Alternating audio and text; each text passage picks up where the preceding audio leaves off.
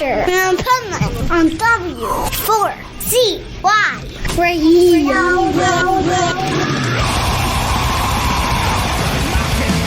Get off of your rocking horse. Get off of your rocking horse. Get off of your rocking horse. Stop, feel nothing. This is the Pipeman here on the Adventures of Pipeman W4CY Radio, and I'm here with our next guest who is, man, not only a killer musician, not only has he played with pretty much everybody, but he's here today for the new Michael Monroe album, which is badass. And so let's welcome to the show, Steve Conte. How are you? Hey, how are you, Dean, and everybody listening out there in Radio Land?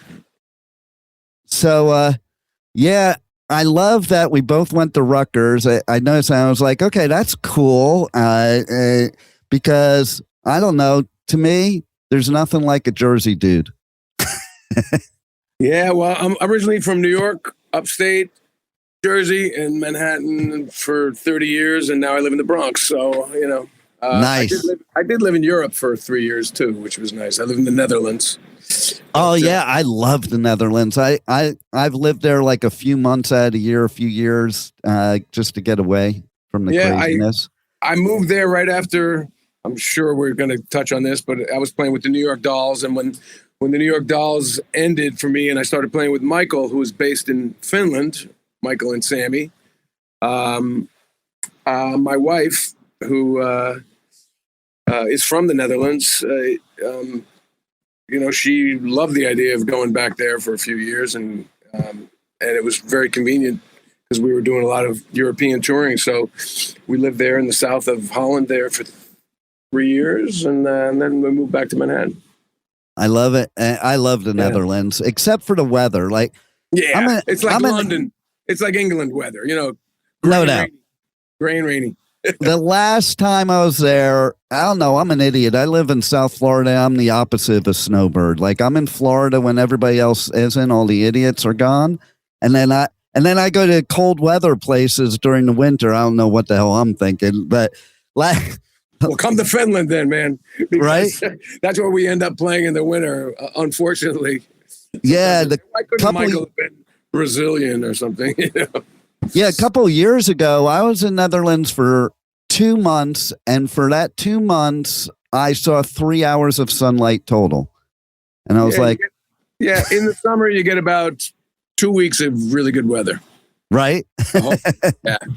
Because I go there every summer because my wife visits her family, and I play with Michael. We play festivals in Finland all summer long on the weekends. So I just go back and forth between Amsterdam and Helsinki, you know, every weekend. And I cover festivals all over the U.S. and all over the world. And I saw Michael do a press conference. Well, I saw the set too, but press conference at Hellfest a couple of years ago when I was there. Yeah. In France, yeah. And that was the most fun press conference I ever did. Just saying. Nice. It brought me back to the good old days. Yeah. We still live them. Well, that's what I love about Europe too, is like a lot of these bands that I thought were gone from the 80s that I hung out with on the Sunset Strip. They all have just been in Europe all these years because they love music there. Well, yeah. I mean, America's so fickle with, you know, what's the latest trend in hip hop and dance and EDM and, you know, social media and models and, you know, young kids music. And yeah, I mean, it's all fine. I mean, I know that's what happens, you know, in the world, but it's too bad that, you know, rock and roll, of course, is way down. You know, it used to dominate. I mean, rock and roll was what the radio was in the 70s, you know, and the 60s, and the 80s, and the 90s, you know. But now it's a little 5% or 10% of the marketplace, you know, really. So, you know, you go where you're selling, you know. Yeah. Well, and the Europeans, they just love their music. Like, yes, they do. They do. And the festivals. What I love about it there too is like I was interviewing Jacoby Shags from he was in a festival out there, and he's like, yeah, it's really cool when you can play right after Earth, Wind, and Fire just played. You know, it's like that you can mix the genres. We were so screwed up back in the 80s, at least in LA, with the genre bullcrap, you know, like I remember. It was ridiculous. My band, Company of Wolves, suffered from that. We were on Mercury Records right after Michael's Not Faking It album. We had the same record company, same A&R guy, same everything. And, you know, they didn't know how to market us. They didn't know how to market Michael either, apparently. But, you know, if you weren't a metal band, they didn't know what to do with you, you know, because that's what was happening. So, you know, we were like jeans, T-shirts, boots, you know, maybe leather jackets, kind of, you know, simple down-home rock and roll guys. We liked, you know, Georgia Satellites and Creedence and, you know, the Stones. And, you know, they wanted to stick us in these metal magazines with all these glammy dudes, you know. And so we kind of got, you know, called hair metal just because, you know, we did have some long hair. And it got bigger as the time went along. But, you know, we were just a rock and roll band. And yeah. And then, of course, grunge came and just killed everything. And, but if you want to get into the Michael record, I got about maybe 10 minutes.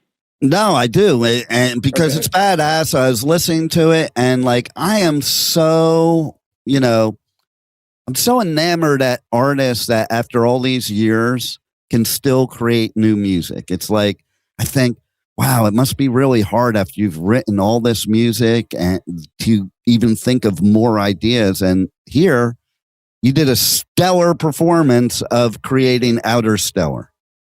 Thank you. Yeah. Rich Jones and I are a good team for that.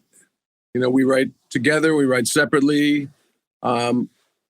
Michael and Sammy chime in. Carl, we got 2 like band co-writes, but I think I have 3 songs that I brought in that are mine, and Rich has a bunch that he brought in.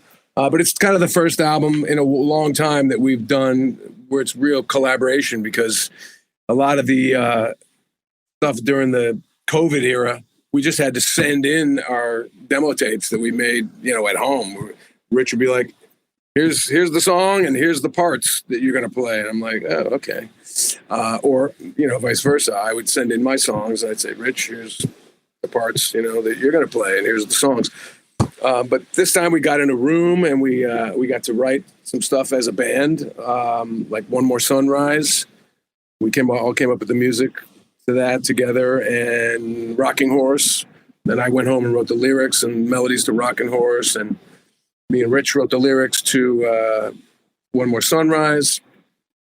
And, you know, Black Cadillac is mine. I gave Carl a % because he came up with the drum beat, but that's my music lyrics.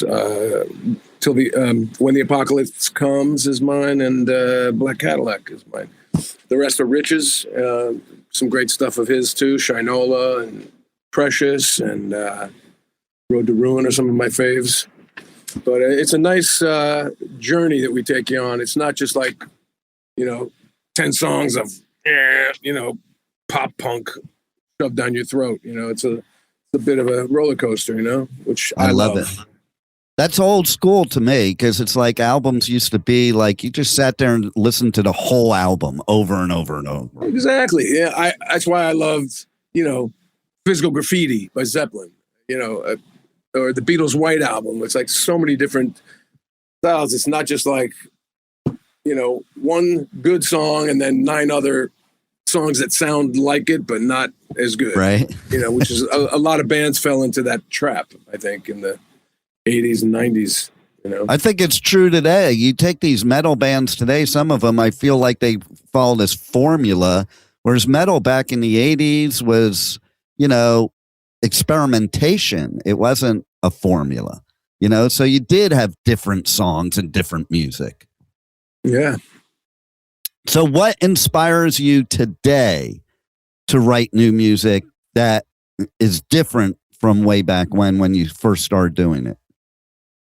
Well, when I first started writing, I was 10 years old. I started writing my first songs and made my first album in the family living room on a cassette with, all the players sort of had to be positioned around the cassette. So the drums were at the back of the room. They weren't too loud. And whoever was singing was up front, so that you could hear the vocals. And I was very Beatle influenced back then. So I had a good foundation of melodies, chords, phrasing, lyrics, And as time went on, I got into different stuff. I got heavily into Zeppelin and the Stones and then more, jazz fusion as far as guitar playing goes. But what inspires me now is depending on the project I'm writing for. I mean, when I write for Michael, I have to keep his voice in mind, his vocal range and the things he likes to sing about. He doesn't really like to sing about love. There's not really many love songs in the Monroe canon. So, I'm always thinking about what he's going to sing when I write for him. And when I write for my band, I'm on Little Steven's label, Wicked Cool Records. I put out a number of albums under my name, Steve Conte. But I have a new band. I'm working on a new record with my new band, yet to be named. And when I write for them and for us, that's more just straight up good feeling rock and roll. I don't care about